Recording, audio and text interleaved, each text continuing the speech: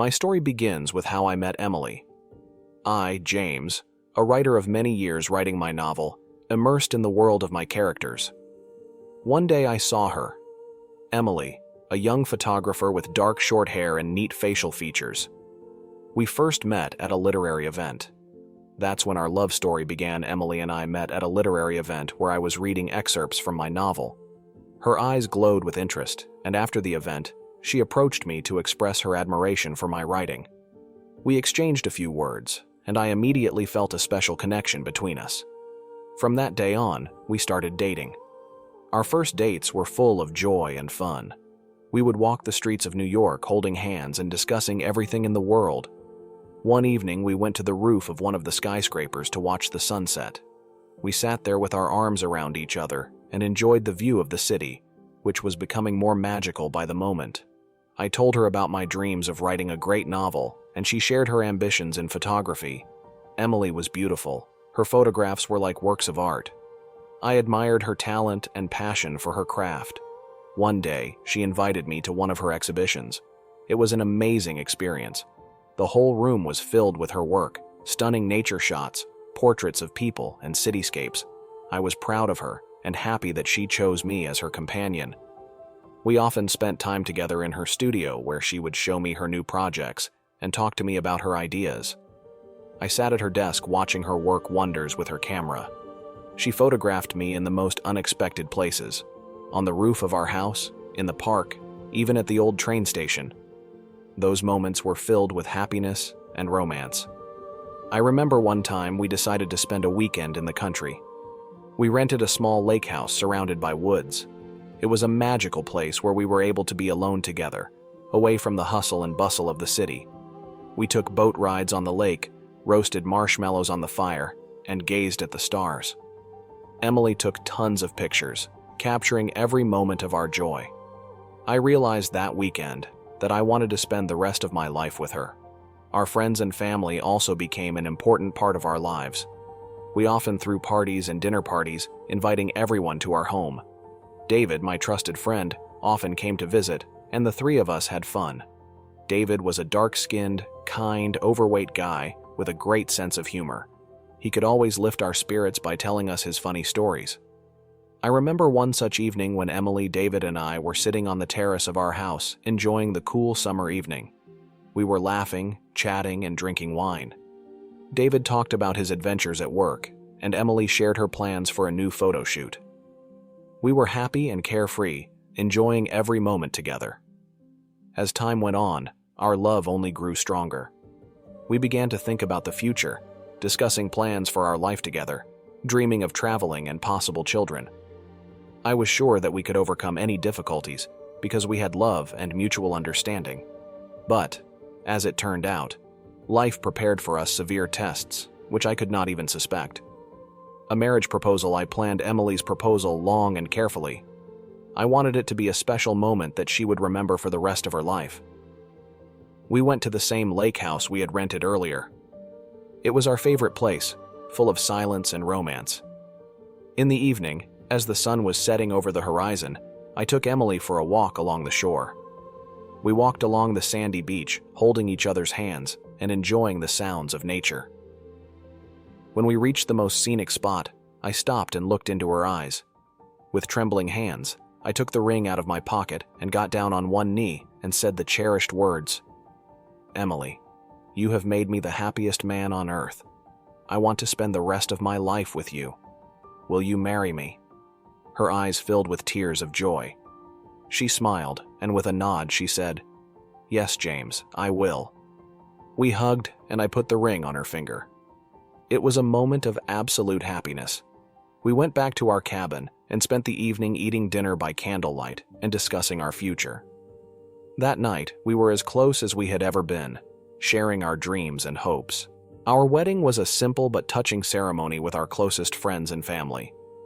We chose a small country house with a beautiful garden decorated with flowers and garlands. Emily looked stunning in her wedding dress, her eyes shining with happiness. I stood at the altar waiting for her and felt my heart beat faster with excitement. When she walked towards me, I took her hand and looked into her eyes. The ceremony was filled with warm words and promises. We exchanged rings and kissed to the applause of our guests. After the ceremony, we spent the evening with friends and family enjoying delicious food, music, and dancing. Our wedding night was magical. We returned to our room in a cozy hotel where everything was prepared for us. There were rose petals on the bed, candles creating a soft glow, and champagne chilled in an ice bucket. We undressed and got into bed, enjoying each other's closeness and warmth. It was a night full of passion and tenderness. We talked about our love, laughed, and cried with happiness. For our wedding month, we decided to go to Italy, a country we both dreamed of visiting. Our trip started in Rome, where we enjoyed the grandeur of the Colosseum, walking the narrow streets and delicious Italian food. We visited the Vatican, threw coins into the Trevi Fountain, made wishes, and just enjoyed every minute together. After Rome, we traveled to Tuscany. It was a real paradise on earth. Endless vineyards, ancient castles, and cozy villages. We stayed in a small hotel on a hill overlooking the valley. Every morning we woke up to birdsong, had breakfast on the terrace, and planned our adventures for the day. We biked through vineyards, sampled local wine, and enjoyed delicious Italian food. Our journey continued in Venice, where we rode gondolas along narrow canals, visited ancient palaces, and just enjoyed the atmosphere of this unique city. We walked around Piazza San Marco, fed pigeons, and took pictures against the backdrop of magnificent buildings. It was a time of absolute happiness. We were young, in love, and full of plans for the future. We returned home feeling that our love had become even stronger and deeper. But as often happens in life, happiness was fragile, and there were challenges ahead of us that we could not have imagined. Over time, I began to notice changes in Emily's behavior. She began to spend more time at work, often staying late at the studio. We used to spend evenings together discussing our day, dreaming and planning for the future. But now she often said she was busy, that she had a lot of work to do. I tried to ignore it, but my suspicions grew. One evening, as I was working on another chapter of my novel, David came to me. He was always there for me when I needed to talk. He sat down on the couch and asked how I was doing. I sighed and began to tell him about my suspicions. "You know, David," I began. "Emily's not the same anymore. She's always at work, staying late at night. I don't know what's going on." David listened intently, nodding his head. "Maybe she just has a lot of work to do?" he suggested.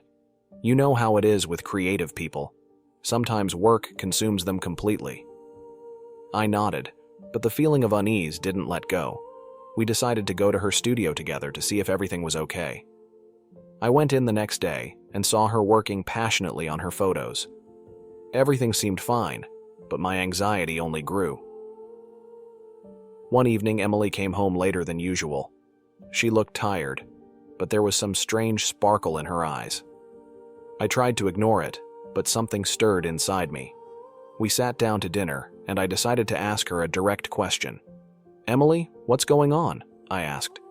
"You've been spending a lot of time at work, staying late a lot. Is something wrong with us?" She looked at me in surprise, then sighed. "James, it's fine. I just have a lot of projects. I'm trying to make the best of it." Her words sounded convincing, but I still couldn't shake the doubt. Over the next few days, I tried not to ask too many questions, but my suspicions continued to grow. One day when I got home early, I noticed Emily talking on the phone.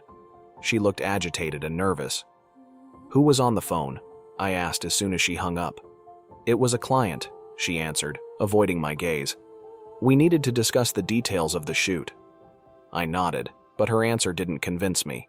The feeling of unease was growing, so I decided to ask David for advice. We met at our favorite cafe, and I told him about my suspicions. David listened to me carefully, then suggested that I talk to Emily frankly. "James, if you're really worried, just talk to her. Tell her how you feel. Maybe it's not as bad as you think it is." I knew he was right, but I was afraid of hearing something that could ruin our family. Despite my fears, I decided to talk to Emily. That evening, as we sat on the couch, I gathered my thoughts and started the conversation. "Emily, I want to talk. I've been concerned about your behavior lately. You've been different. You've been late to work a lot. I feel like there's something wrong between us. Please tell me the truth." She was silent for a long time, then sighed. "James, I've been working really hard. I have new projects that require a lot of time and energy. I didn't want to worry you, so I didn't tell you about it. But I love you, and nothing between us has changed." Her words sounded sincere, and I was relieved for a moment. But there was still something inside of me that wouldn't let me rest. We hugged, and I decided to give her time and trust her words. But my anxiety continued to grow, and I knew it wouldn't be long before it cleared up. Some little things kept bothering me. Emily started leaving more and more often for meetings she wouldn't tell me about. One day, she'd left her phone at home, and I'd seen a slew of texts from someone named Tyler. They were friendly, but too frequent and personal. I didn't bother to read all the messages, but my anxiety grew. I told David about my findings, and he suggested I talk to Emily again. He realized that my suspicions could ruin our relationship if I didn't find out the truth. We agreed to meet in a few days to discuss my next steps. The alarm bells were getting louder and louder, and I felt like our lives were going to change forever. Deep down, I hoped that it was all just my fantasy, that Emily still loved me, and there was nothing between us that could keep us apart. But soon, I would learn a truth that would turn my world upside down. It had been a few weeks since I'd noticed Emily's strange behavior and began to doubt her fidelity. Our conversations became less and less frequent, and the tension between us grew. I felt like I was drifting further and further away from the woman I loved with all my heart. One evening, when Emily was late at work again, I decided to meet David at our favorite cafe. We sat down at our usual table by the window, ordered coffee, and started discussing the situation. "James, you need to find out what's going on," David began. "I realize it's difficult, but you can't live in constant doubt." I sighed and looked out the window. It was hard to realize that the person I trusted the most could betray me. But I realized that David was right. I needed to know the truth so I wouldn't have to live in constant tension. "Okay," I said, making up my mind. "I'll talk to her tonight." When I got home, Emily wasn't there yet. I sat down on the couch and began to think about how to start this conversation. Several hours passed, and finally she walked through the door. Her face was tired, but there was some strange sparkle in her eyes. "Hi, James," she said, taking off her coat. "Are you okay?" "Emily, we need to talk," I replied, trying to keep my cool. She froze and looked at me anxiously. "About what?" she asked, coming closer. "About us," I began. "About what's going on between us. I can't live in doubt and anxiety anymore. I know you have someone else." Her face paled, and she lowered her eyes. "James, She started but couldn't continue. "Who is he?" I asked, feeling my insides turn upside down. "Tyler," she answered quietly. "He's a client. We met at a photo shoot. I didn't mean for it to turn out this way, but I fell in love with him." My knees buckled and I sank down onto the couch. Everything I'd been afraid to hear was confirmed. "Why?" I asked, not believing my ears. "What had I done wrong?" Emily sat down next to me and took my hand. "James, you didn't do anything wrong. I felt like something was lost. There wasn't that spark between us anymore. Tyler gave me that feeling back. I don't know how to explain it." Tears were streaming down her face, and I could feel my heart breaking. I stood up and looked at her. "I love you, Emily. I would do anything to get that spark back. Why didn't you tell me sooner?" She sobbed and shook her head. "I was afraid of losing you, afraid to admit it to myself." Our conversation continued for a long time, but eventually I realized that our love was broken. Emily admitted that she wanted to be with Tyler, and I couldn't hold her back. That night, I slept on the couch, and she slept in our bedroom. My heart was broken, and I didn't know what to do next. Emily met Tyler during one of her photo shoots. He came to her studio for a nude shoot, and immediately a spark ran between them. Tyler was a tall, athletic Italian man with a charming smile. Emily couldn't help but notice his confidence and charisma. They started talking, and soon their conversations became more personal. After that photo shoot, they started exchanging messages. Tyler texted her compliments, asked about her days, and shared his thoughts. Emily felt that she could be sincere with him, that he understood her like no one else could. Their correspondence became more and more intimate, and soon they started dating outside of the studio. One day, Tyler invited her to dinner at one of the best restaurants in town. Emily, sensing that this was more than just a friendly encounter, spent a long time choosing a dress and preparing for the evening. When they met, Tyler kissed her hand and took her to the table. They enjoyed the gourmet food, the wine flowed, and the conversations became more and more explicit. "Emily, you're special," Tyler said, looking into her eyes. "I feel like I could talk to you about anything. You understand me." Her heart was racing, and she could feel the tension building between them. After dinner, Tyler suggested a walk along the waterfront. They walked holding hands, and when they stopped to admire the night view of the city, Tyler suddenly leaned in and kissed her.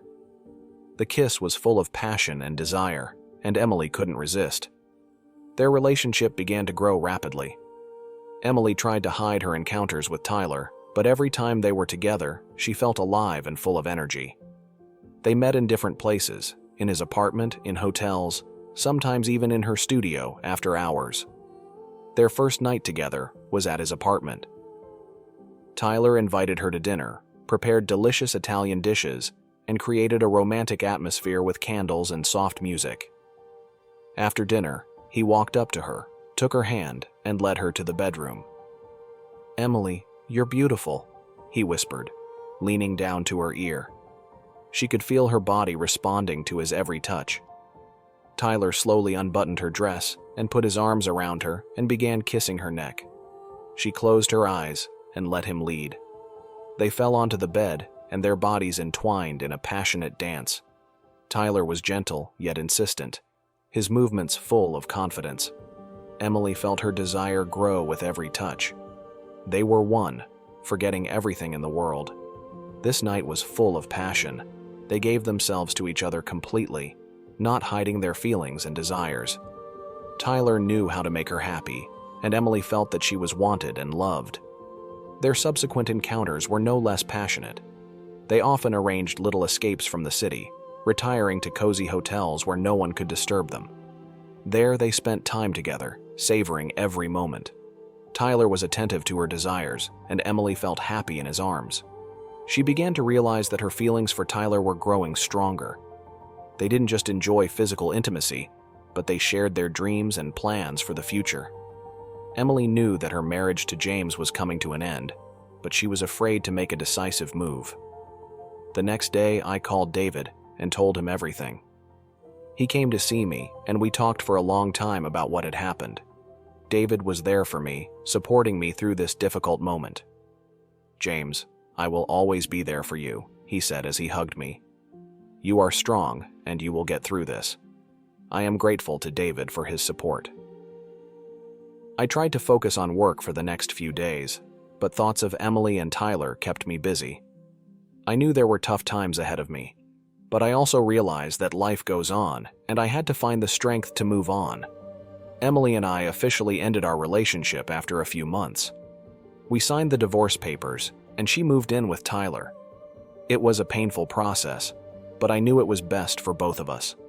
We decided to remain friends despite everything that had happened, and I hoped that in time I could forgive her and start a new life. It had been a few months since Emily had left. I focused on my work and finished my novel, which was my salvation during these difficult times. My book received good reviews, and I began to feel that I was slowly but surely coming back to life. David continued to support me, and we met often to talk about life and discuss our plans. He always found words to lift my spirits and give me the strength to move forward. As time went on, I began to believe in love again. I realized that life is full of surprises, and that despite betrayal, I could still find happiness. Soon I met a new woman who helped me forget the pain and opened a new chapter in my life. But that's another story.